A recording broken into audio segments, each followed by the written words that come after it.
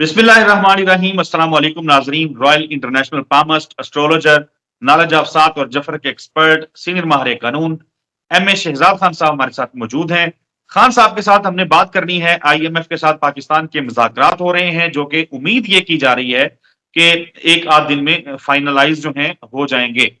शहबाज शरीफ की हुकूमत से मुतालिक ये कहा जा रहा है कि ये हुकूमत बहुत मुस्तहकम हो जाएगी IMF का प्रोग्राम मिलने के बाद। और इसके साथ साथ नाज़रीन, हमने बात करनी है चांद गिरन और सूरज गिरन। बार बार हम बात कर रहे हैं मार्च और अप्रैल में लगने जा रहा है, लेकिन इसी साल में सितंबर में जाके दोबारा से चांद गिरन और सूरज गिरन ने आना है। और ये वो टाइम पीरियड है जब अमेरिका के अंदर इलेक्शंस हो रहे होंगे, जहां पे probably Joe Biden versus Donald Trump एक कड़ा मुकाबला जो है देखने में आ रहा होगा। तो क्या होने जा रहा है, क्या नक्शा बनता हुआ नजर आ रहा है, एम ए शहजाद खान साहब से पूछने की कोशिश करेंगे। खान साहब अस्सलाम वालेकुम, कैसे हैं आप? खैरियत से हैं? वालेकुम अस्सलाम। बिस्मिल्लाहिर्रहमानिर्रहीम। इन्नल्लाह यअमुरु बिल अदल वल ihsan। बेशक अल्लाह हुक्म देता है इंसाफ करने का और एहसान करने का। अल्लाह का बड़ा करम बेटा, शुक्र अल्हम्दुलिल्लाह। जी खान साहब, IMF का पैकेज मिलता हुआ जाहिर है, मुज़ाकरात चल रहे हैं, कुछ शराइत पे बात होना रहती है। उम्मीद यही ज़ाहिर की जा रही है कि पैकेज मिल जाएगा और हुकूमत मुस्तहकम हो जाएगी। तो वाकई हुकूमत मुस्तहकम होके 5 साल पूरे करने वाली है ठोक बजा के शहबाज शरीफ साहब? देखिए, जो बात नजर आ रही है सेनेट के इलेक्शंस के हवाले से, और जो लोग आ रहे हैं, मैंने पिछले प्रोग्राम में बताया था, तो हुकूमत तो मौजूदा आपको मजबूत दिखाई दे रही है, इसमें कोई शक नहीं है।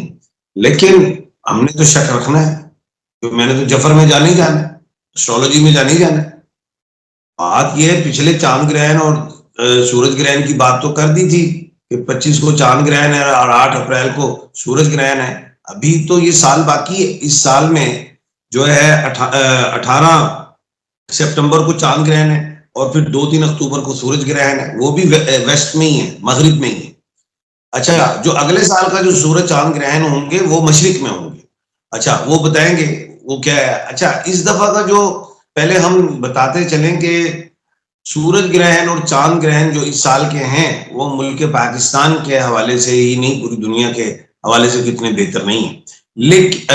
लेकिन अभी आपने एक IMF की बात की है। IMF के पैसे बिल्कुल मिलेंगे, और इस साल का वजीर शनि है, और शनि में महंगाई, तूफान, बहुत कुछ। तो IMF की कड़ी शराइत से हमें पैसे मिल जाएंगे। और मैं एक बात करना चाहूंगा, वो ठीक है, मिल जाने चाहिए, हमें जरूरत भी है मुल्क के लिए। कहने का मतलब ये, उन्होंने बड़ी बड़ी एक्टिंग की, तो इस दफा इनको ऑस्कर अवार्ड देना चाहिए। जब वो, और अदाकारों को नहीं देना चाहिए, क्योंकि सबसे बड़े अदाकार मैं समझता हूँ कि हमारे मुल्क पाकिस्तान के सियासतदान हैं। इसीलिए हमारी फिल्में भी फ्लॉप हो जाती हैं, क्योंकि लोग इनको सुनते हैं कि ये बड़ी अच्छी बात कर रहे हैं। चले खैर, IMF के पैसे बिल्कुल मिल जाएंगे, और उसके बाद महंगाई और बढ़ेगी। लेकिन जैसे IMF से पहले बड़ी महंगाई बढ़ेगी, जैसे ही IMF के पैसे मिल जाएंगे, तो उसके बाद बड़ी अहम बात बताने लगा हूं कि ये होगा कि हुकूमत जो नून लीग की सब मौजूद है, इनको टफ टाइम देगी पीपल्स पार्टी। जाहिर है, पैसा आ गया होगा, सूबे के हवाले से भी मांगेंगे, KPK भी मांगेंगे, और ये पंजाब में तो चलो इनका अपना ही है, बलूचिस्तान वाले भी छेड़ेंगे। तो यहाँ पे इनका एक टफ टाइम शुरू हो जाएगा, हुकूमत के लिए डगमगा जाएगी। और फजलुर रहमान साहब जो हैं, वो भी कारी जर्ब लगाएंगे, जिससे जो स्टेचर पे गई हुई PDM पार्ट 2 है, उनके टायर जो है उनमें से हवा निकलनी शुरू होगी। एक बात। दूसरी चीज, आसिफ अली जरदारी साहब के हवाले से, जाहिर है, मैंने 2008-9 में, याद है मुझे, अपना चैनल पे मैंने कहा था कि यूसुफ रजा गिलानी वजीर आजम बनेंगे, और वो बन भी गए। और फिर मैंने ये भी कहा था आसिफ अली जरदारी के दौर में 2 वजीर आजम होंगे, दूसरे फिर राजा परवेज अशरफ बने, और यूसुफ रजा गिलानी साहब को उसमें सजा मिली थी। अब ये ना कह दीजिएगा कि इस मरतबा भी आसिफ अली जरदारी साहब सदर बने हैं तो हवा निकल जाएगी वजीर आजम की और नया वजीर आजम आ जाएगा। अच्छा, अल्लाह पाक आसिफ अली जरदारी साहब को सेहत दे, सेहत कामिला अजला दे। 5 साल पूरे अगर कर जाते हैं, तो ये सच है कि शहबाज शरीफ साहब जो हैं वो बीच में से हट जाएंगे, और फिर दूसरे वजीर आजम आएंगे। अब ये दूसरे हाँ वजीर आजम की मैंने सुरली नहीं छोड़ी ना, तो पटाखा चलाया है। बात यह है, ये रियलिटी की बेस पे बात करता हूँ कि तो 18 खान साहब सितंबर एक सेकंड, खान साहब एक सेकंड रुकें। नवाज शरीफ 3 दफा पाकिस्तान के वजीर आजम बने, मुद्दत पूरी नहीं कर सके, तो शहबाज शरीफ भी मुद्दत पूरी नहीं कर सकेंगे? उनके तो बड़े अच्छे मामलात हैं, हर तरफ ताल्लुकात भी अच्छे हैं। बात ठीक कर रहे हैं आप, लेकिन 18 सितंबर को चांद ग्रहण मगरिब में है, जिसके बेनिफिट डोनाल्ड जे ट्रंप को मिलेंगे। अब डोनाल्ड जे ट्रंप का जायचा और इमरान खान का जायचे में आपस में बड़ी मुमासलत है।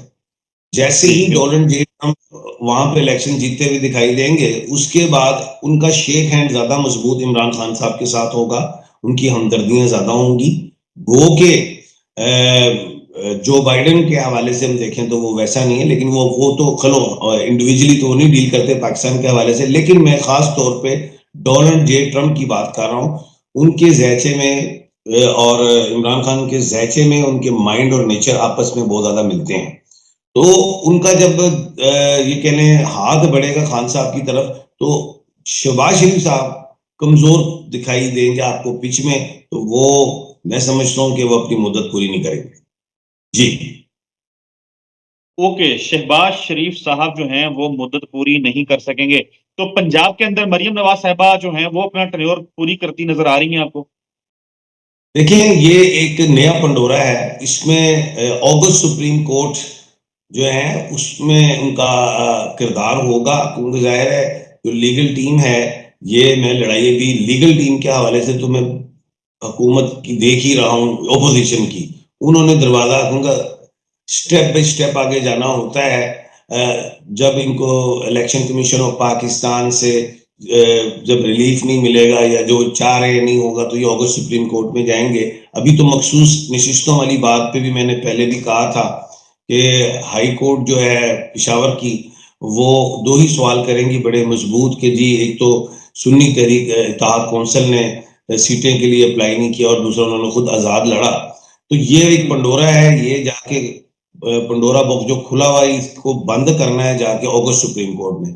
वहां पे ऐसे फैसले आएंगे जिससे इमरान खान की पीटीआई को फायदे मिलेंगे। और एक बात और बता दूं, एक बड़ा लोग कहते थे कि मैंने कहा था ना, बल्ला कोई सुई नहीं है जड़ा गवाच जाएगा, जड़ी गवाच जाएगी, बल्ला है, नजर आएगा। खुशखबरी दे रहा हूं कौम को कि जिमनी इलेक्शंस में बल्ला मौजूद होगा। जी। इंट्रा पार्टी इलेक्शन पे जो अकबर एस बाबर साहब ने एप्लीकेशन दी है, वो फारिग हो जाएगी। जी। ओके, तो खान साहब अभी फिलहाल वैसे देखें तो इलेक्शन कमीशन ऑफ पाकिस्तान ने जो पाकिस्तान तहरीक इंसाफ की जानिब से इलेक्शन के हवाले से डॉक्यूमेंट्स जमा करवाए गए हैं, उस पर कोई जवाब अभी तक दिया नहीं है। तो आप ये कह रहे हैं कि ज़िमनी इलेक्शंस जो होने जा रहे हैं उसमें बल्ला रिस्टोर हो चुका हो? बल्ला मिल जाएगा इन्हें, और जब बल्ला मिल जाएगा तो फिर वो पीटीआई खुद है, बन जाएगी जमात, तो फिर उसमें कोई इल्जाम हो। अभी तो ये सुन्नी इत्तेहाद कौंसिल में है, तो फिर सुन्नी इत्तेहाद कौंसिल इसमें इल्जाम हो। ओके, सुन्नी इत्तेहाद कौंसिल जो है वो पीटीआई में जम होगी, तो ऑब्वियसली वो सारे नंबर्स जो हैं वो देन पीटीआई के नंबर कहलाना शुरू हो जाएंगे। खान साहब मैसेज क्या देंगे लोगों को? देखिए, तुर्किया में उस्मानी हुकूमत थी, उस्मानिया हुकूमत थी, तो उस दौर में एक रिवाज था बड़ा अहम कि जो भी साहिब इस्तात लोग थे, तो वो दुकानदारों को पास जाते थे, उनको कहते थे खाता खोल दे हमारे नाम का। जो भी गरीब शख्स है, कोई भी मजबूर शख्स है, जैसे गोश्त, मुर्गी, सब्जी कुछ भी चाहिए हो, तो उनको हमारे खाते से पैसे सामान दे दिया करें, ताकि एक तो वो माशरे में शो भी ना हो, रियाकारी भी ना हो, और उनके घरों का में चूल्हे जल जाएं।